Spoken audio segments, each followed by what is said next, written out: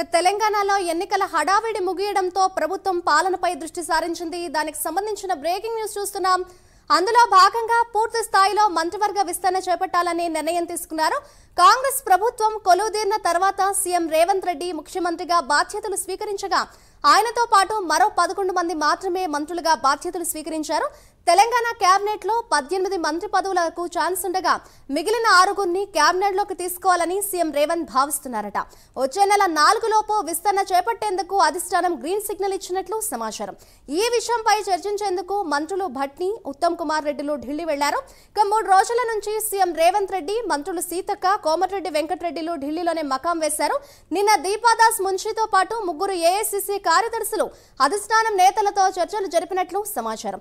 ఈ విస్తరణలో మంత్రివర్గంలో ప్రాతినిధ్యం లేని జిల్లాలకు, సామాజిక వర్గాలకు ప్రాధాన్యత ఇచ్చే అవకాశం ఉన్నట్లు తెలుస్తోంది.